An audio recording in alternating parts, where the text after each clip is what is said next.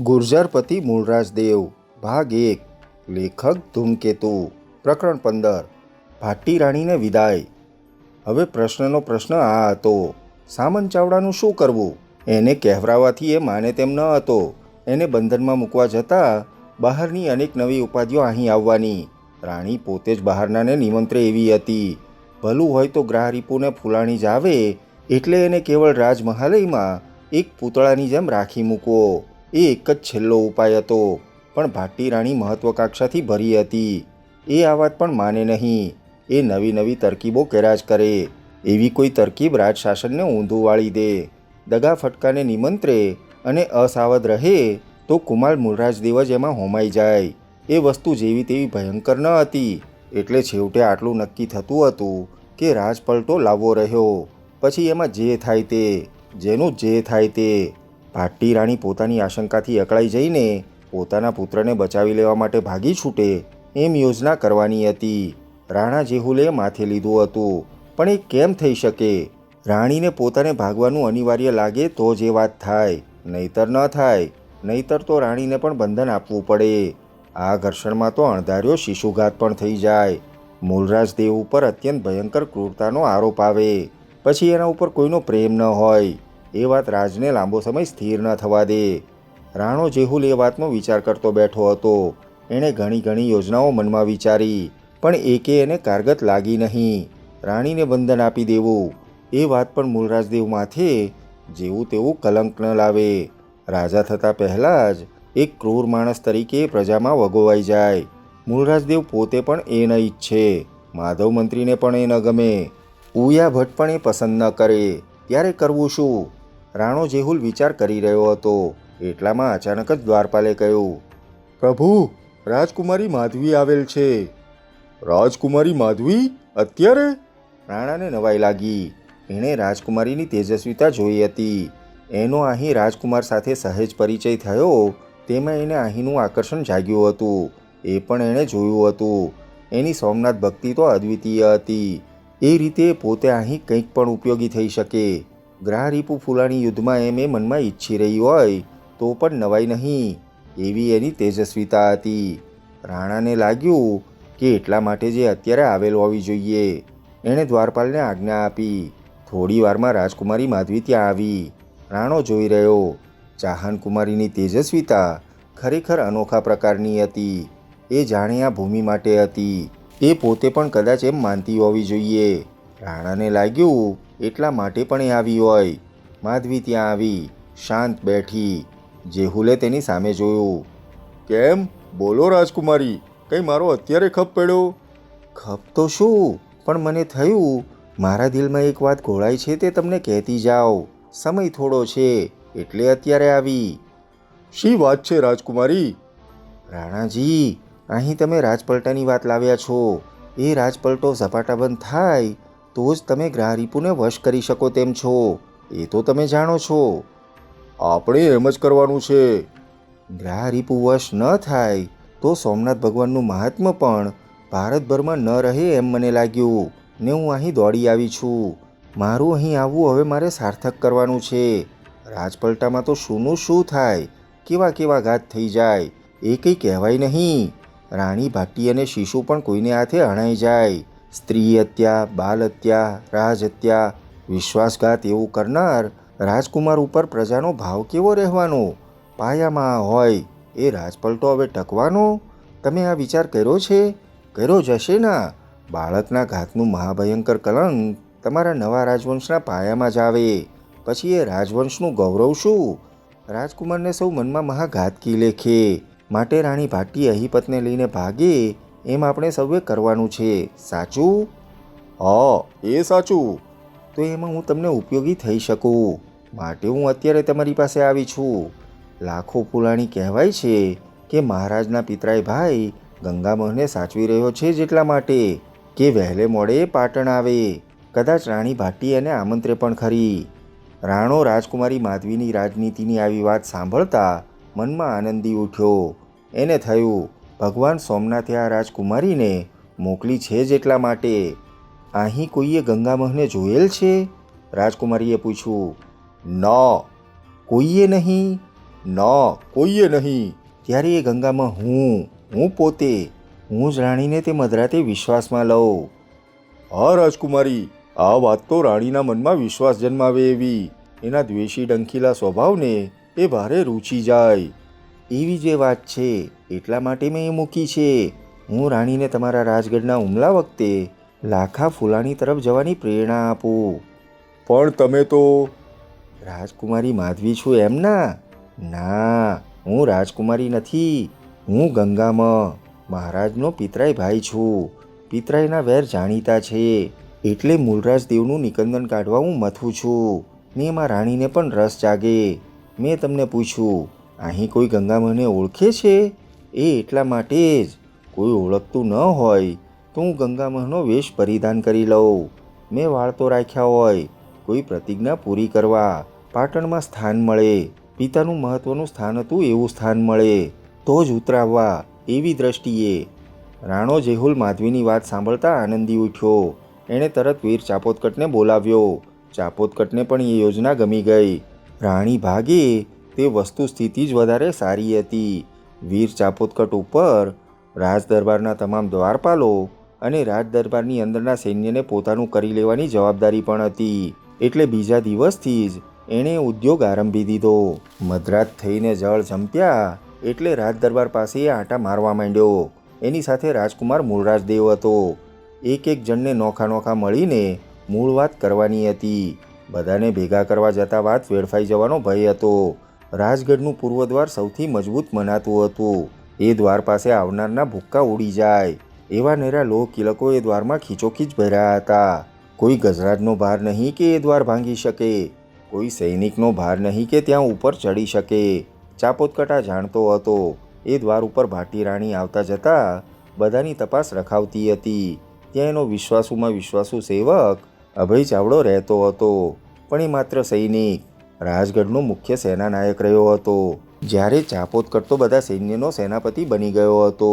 પોતાની કદર થઈ નથી એ વાત અભય ચાવડાના દિલમાં બેઠી હતી. એ ઘણી વખત નીકળી પણ જતી. ચાપોદકટે એ નબળાઈ ઉપર ધ્યાન આપ્યું. અભયને પહેલાં હાથમાં લીધો. વીર ચાપોદકટને થયું પોતે પોતાનું જ સેનાપતિ પદ અભયને નહીં આપી દે તો અભય વખતે છેલ્લી ઘડીએ બધાને જ ફસાવી દેશે. એ વિચાર કરી રહ્યો. છેવટે એણે નિશ્ચય કર્યો. પાટણ નગરી માટે થઈને પોતે સમર્પણ કરવું જ રહ્યું. બીજો કોઈ ઉપાય ન હતો. સેનાપતિ પદ ભલે મહારાજે એને આપ્યું, પોતે અભય ચાવડાને અર્પી દે. સોમનાથની સાક્ષીએ તો જ નગરી બચે, નહીતર છેવટની પળે બધા ફસાઈ પડે. એમ પણ બને અભય એવું પણ કરે.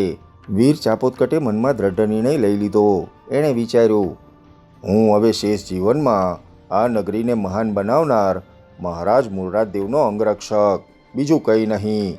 બીજું કંઈ મારે જોઈએ નહીં, જોઈતું પણ નથી. મહાન નગરી છે, હું પોતે નહીં. અભય ચાવડાને ન ડગે તેમ હાથમાં લેવાનો હતો. વીર ચાપોદકટ ત્યાં પૂર્વદ્વાર પાસે આવ્યો. તેણે એક ધીમી પંખીની હોય તેવી બોલી કરી. મૂળરાજ દેવ ત્યાં શાંત ઊભો રહ્યો. અત્યારે પોતે ઓળખાય નહીં માટે એણે દ્વારપાલ જેવો વેશ પહેર્યો હતો. ચાપોદકટની બોલીના પ્રત્યુત્તરમાં પૂર્વદ્વારની ડોકાબારી જરાક સહેજ ખુલતી જણાઈ. ચાપોદકટ ખુશ થઈ ગયો. મહારાજ આવ્યો તો ખરો. ફઈની યાદી એણે જાળવી તો ખરી. મેં એને કહ્યું છે તારો દિવસ ફરી જશે અને એણે વાત કબૂલ કરી છે. પણ એ પાછળથી ડગે નહીં એવું પણ આપણે કરવાનું છે. એટલામાં ધીમે પગલે છેક જમીન લગોલગ બેસીને ધીમે ધીમે કોઈ આવતું જણાયું. વીર ચાપોદકટ જરા આગળ વધ્યો. મૂળરાજને તેણે ત્યાં જ ઊભો રાખ્યો. તે પોતે પણ નીચે બેસી ગયો હતો. બેસીને જ આગળ વધવા માંડ્યો. બંને જણા પાસે આવ્યા કે ચાપોદકટે છુટકારાનો દમ ખેંચ્યો. એને ભય હતો કે વખત છે. અભય એની ફોઈનો દીકરો હતો, છતાં રાજસત્તાની લાલચ કોને ન ફેરવે. અને એમાં આ તો ઘણો જ અસંતોષી માણસ હતો. મનમાં એ જેવો તેવો દ્વેષ ન રાખતો. ચાપોદકટે તેના કાનમાં કંઈ કહ્યું. તે બંને જણા ત્યાં ભોસરસા સૂઈ ગયા. તેમણે એક કાંકરી ફેંકી. મૂળરાજ દેવ ઊભો હતો તે તરફ. મૂળરાજ દેવે તરત સંકેત પકડી લીધો. એ પણ ભોસરસો થઈ ગયો. દ્વારની ડોકાબારીમાંથી જરાક મશાલનું અજવાળું આવી રહ્યું હતું. થોડી વાર થઈ પણ ત્યાં કોઈ ફરક્યું નહીં. અજવાળું પણ અલોપ થઈ ગયેલું જણાયું. ડોકાબારી ઉપર તો અત્યારે અભયનો ઘણો જ વિશ્વાસુ મિત્ર જેવો એક સૈનિક હતો, એટલે વાંધો ન હતો. અભય ચાવડાના દિલમાં હંમેશા એક વસવસો રહ્યો હતો. પોતે પાછળ રહી ગયો હતો. વીર ચાપોદકટ ઘણો જ આગળ વધી ગયો હતો. એ સેનાપતિ તો હતો, પણ કરતા હરતા બધું હતો. એટલે તો વીર ચાપોદકટ એનો સ્વજન છતાં એના પતનના સમાચાર આપવા જતા એને જેવો તેવો આનંદ ન આવ્યો હતો. ને તેથી વીર ચાપોદકટ અત્યારે એના પગ તાસળતો જ્યારે આવ્યો ત્યારે એના ગર્વનો ને આનંદનો પાર ન હતો. એણે કસીને પોતાનું ઊંચામાં ઊંચું મૂલ્યાંકન મુકાવ્યું હતું. ચાપોદકટની તમામ સેનાનો સેનાપતિ એ થવાનો હતો. આ વચન ને તે પણ ભગવાન સોમનાથના શપથથી. જ્યારે ચાપોદકટે એને આપ્યું હતું ત્યારે ઉપકાર કરતો હોય તેમ અભય જરાક પીગળ્યો હતો. ચાપોદકટથી એની મનવાત અજાણી ન હતી, પણ અત્યારે તો ગરજે ગધેડાને ઘોડો ગણવો પડે તેવું હતું. ને પોતે પોતાનું જાત સમર્પણ કરી દે તો જ નગરી બચે તેવું હતું. નહીંતર એક સ્પષ્ટ વાત હતી, વનરાજ દેવની નગરી ન હોય. જે નગરીને સરજતા વનરાજ દેવે 50 વર્ષ વનવાસ વેઠ્યો, એવી આ નગરી એ ન હોય. ચાપોદકટ આ નગરી પ્રત્યેની ભક્તિથી પ્રેરાઈને જે કંઈ ભોગ આપવો પડે તે આપી દેવા તૈયાર થઈને જ આવ્યો હતો. માત્ર છેલ્લી પળે પોતે મૂર્ખ બને. બધા પોતાની અસાવધતાથી ફસાઈ જાય તો પોતાને દેહ આપી દેવો પડે. એટલે એ ઘણો સાવચેત હતો. જેવો દ્વારમાંથી જરા આવતો પ્રકાશ બંધ થયો કે તરત તે બંને મહારાજ મૂળરાજદેવની દિશામાં ત્વરાથી આગળ વધ્યા. પાછળ એક ઝાડ હતું. એની અંધારઘેરી છાયામાં ત્રણેય ઊભા. ચાપોદકટે નીચા નમીને 2-4 પથરા ઉપાડ્યા. અભય જરાક વ્યગ્ર થઈ ગયો, પણ ત્યાં તો સનન કરતો એક પથ્થર ઝાડ ઉપર ગયો. અભય ચાવડાના આશ્ચર્યની વચ્ચે તરત ઝાડ ઉપરથી કોઈ માણસ ઉતરતો જણાયો. કોણ હશે? અભય એને આવતો જોઈ રહ્યો. એ ઉતરીને પાસે આવ્યો. અભય ચાવડો ઝાંખા આછા તારાના ઉજાસમાં એને જોઈ રહ્યો. એણે એને કોઈ દિવસ જોયો હોય તેવું સાંભળ્યું નહીં. કોણ હશે? તે આશ્ચર્યથી એની સામે જોઈ રહ્યો. આ ભાઈને ઓળખો છો અભય ચાવડા? ના, કોણ છે? ક્યાંના છે? છે તો જાણે ભિન્નમાલ શ્રીમાલના, પણ મહારાજના સંબંધી છે. મહારાજના સંબંધી? મહારાજ મૂળરાજદેવના. વીર ચાપોદકટે ચોખવટ કરી. એને તમારે રાજગઢમાં આજથી તમારી સાથે લઈ જવાના છે ને અમાસ સુધી સાચવવાના છે. મહારાણીબા પાસે એને રજૂ કરવાના છે. કેમ? કહો. મહારાણીબા પાસે એને રજૂ કરવાના છે. એ જાણે જ છે મહારાજના પિતરાય ભાઈ, ગંગામાં સોલંકી કહે છે તે. હા. અભય ચાવડો આ અણધારી વાત આવતા ઘડીભર તો અવાક થઈ ગયો.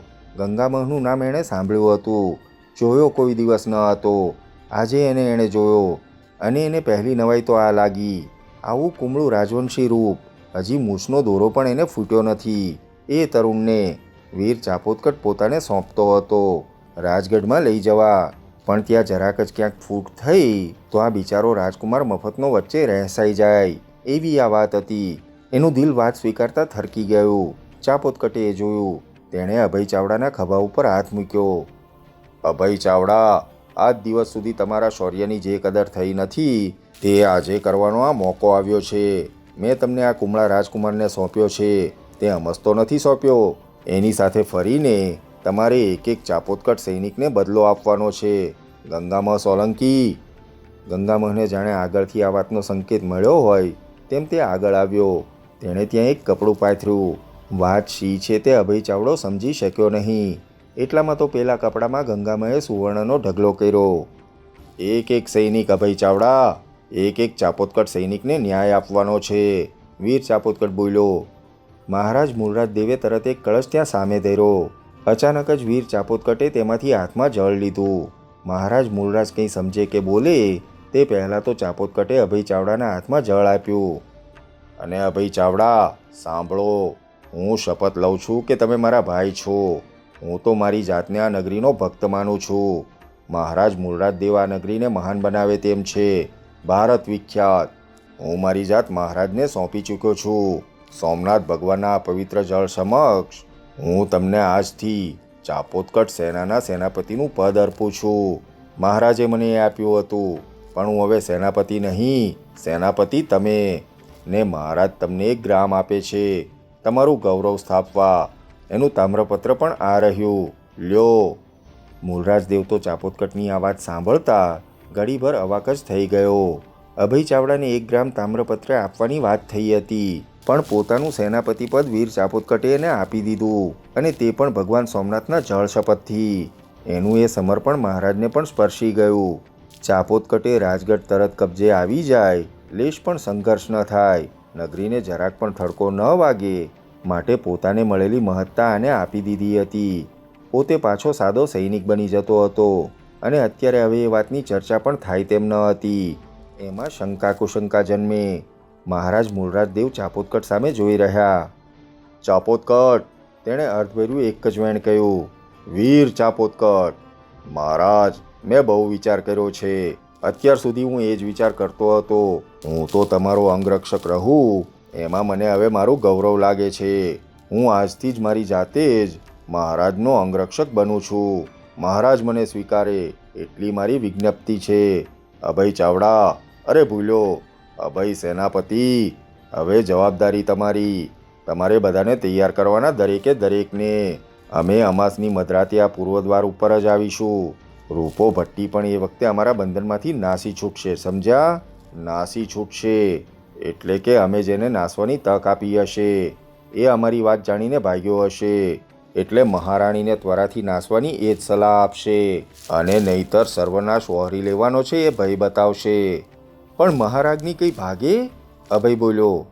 એ જ વાત છે અભય સેનાપતિ, એ નહીં ભાગે, એ તમને બોલાવશે.